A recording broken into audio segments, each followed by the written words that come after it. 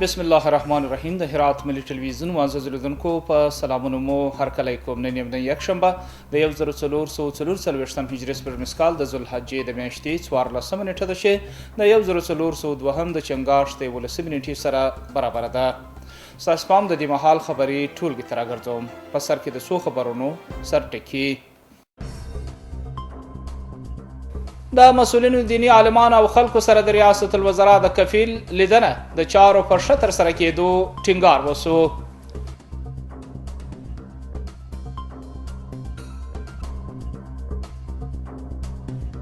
د امریکا متحده ایالاتو ولسمشر د څرګندونو هرکلی د بهرنیو چارو وزارت ویان د خبرې د حقیقت درک بللی دی.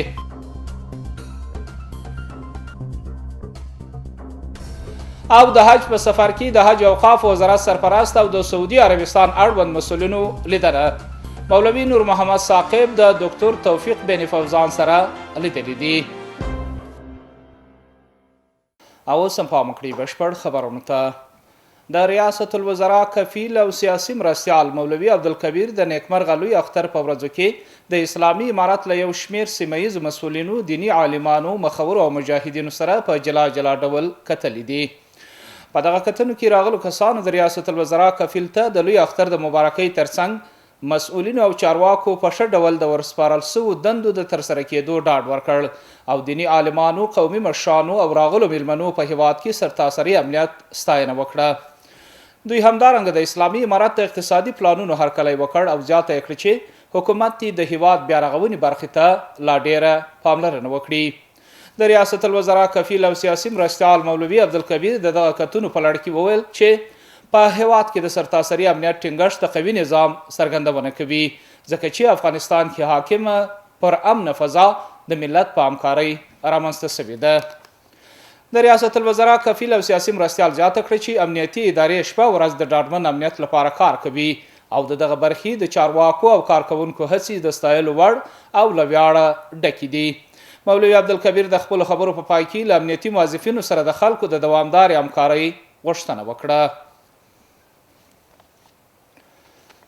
اسلامي امارت د امریکا متحده ایالاتو د ولسمشر جو بایډن د هغه څرګندونو هرکلی وکړ چې دمګړۍ په افغانستان کې جنگي ډلې شتون نه لري.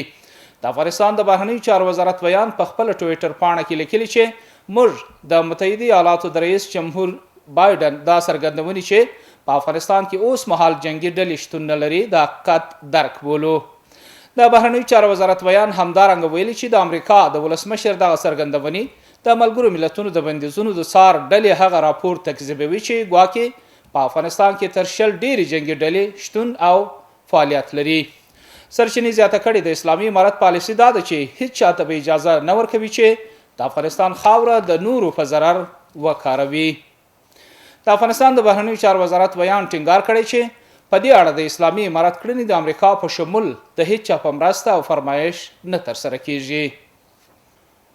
د افغانستان اسلامي امارت د ارشاد، حج او اوقاف وزارت سرپرست شیخ الحدیث ډاکټر مولوي نور محمد ثاقب د سعودي عربستان د حج او عمرې وزارت په رسمي بلنه په هغه غونډه کې ګډون وکړ چې د سعودي عربستان د حج او عمرې وزارت له لوري جوړه شوې وه.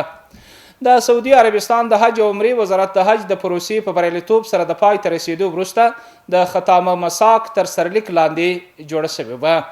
د سعودي عربستان د حج او عمرې وزیر ډاکټر توفیق بن فوزان الربیع په دغه غونډه کې د افغانستان د ارشاد، حج او اوقاف وزارت سرپرست شیخ الحدیث ډاکټر مولوي نور محمد ثاقب څخه په مکه مکرمه کې د افغان حاجانو د ښه تنظیم او مشرۍ ستاینه وکړه.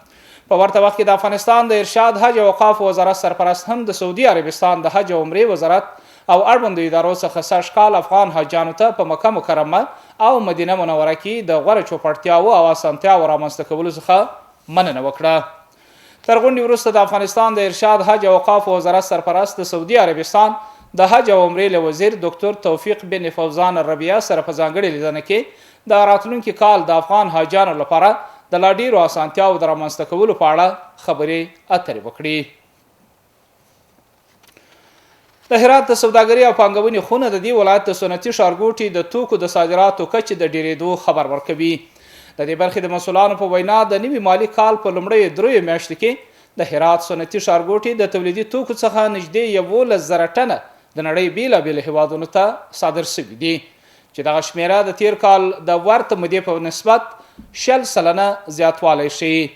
په هرات کې د توکو یو شمیر صادروونکي هم په هیواد کې سوداګري او کار ته د زمینو د زیاتوالي خبر ورکوي. نور حال په چمتو کړي راپورټ کې هغه ټیلران چې د ګمرکي پړاوونو وروسته په نظر کې د تورغونډۍ بندر د لارې قزاقستان او ترکمنستان ته توکي ولېږدوي.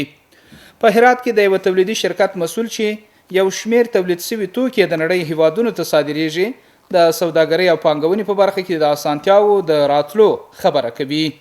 هغه وايي اوس امنیت پوره ټینګ شوی او دوی په آرامۍ سره په خپل کاروبار بوخت دي. صادرات ما فعلا که داریم به دبی صادرات داریم. از طریق دبی دیگه نمیفهمم کدام مارکت خود دبی یا مارکت های بیرون پخش میشن. ما به ایران صادرات داریم، ما به ترکمن صادرات داریم، ما به قزاق صادرات داریم، ما به روسیه صادرات داریم، ما به تاجیک صادرات داریم، ما به ازبک صادرات داریم. و یک گپ جالبی که یک هفته سر یک صادرات به آمریکا سری کار میکنیم که خوشبختانه فکر میکنم به مراحل نهایی نزدیک شدیم.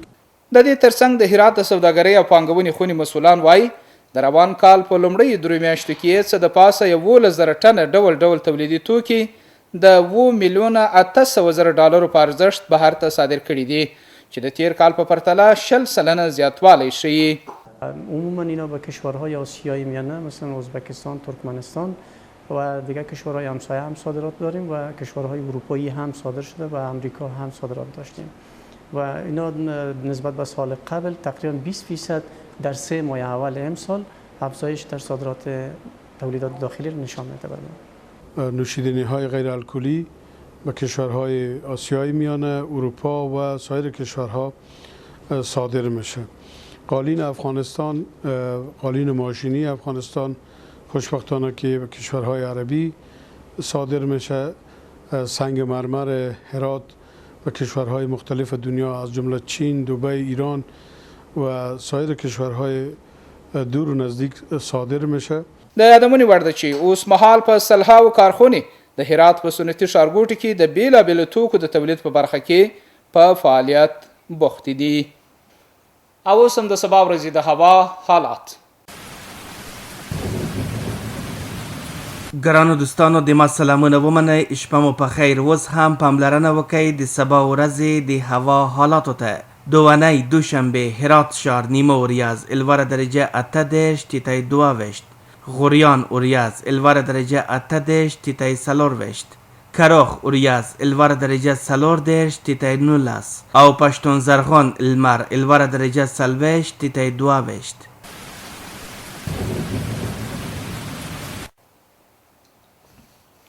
قدرمن لیدونکو دا خبرونه اوس هم یو ځل بیا د څو خبرونو سرټکي. د مسؤلینو دینی عالمانو او خلکو سره د ریاست الوزرا د کفیل لیدنه د چارو پر ښه ترسره کېدو ټینګار وسو.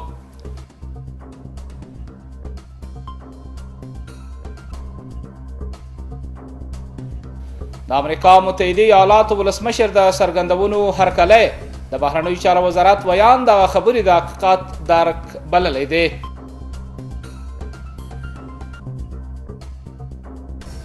او د حج په سفر کې د حج اوقاف وزارت سرپرست او د سعودي عربستان اړوند مسؤلینو لیدنه مولوي نور محمد ثاقب د دکتور توفیق بن فوزان سره لیدلي دي. محترم لیدونکو دا وه د دې مهال خبري ټولګه چې ستاسو درنو حضور ته وړاندې سوه. تر بیا مو په لوی او مهربان خدای سپارم. هر چیرې چې اوسئ خوشحاله شپې ولرئ.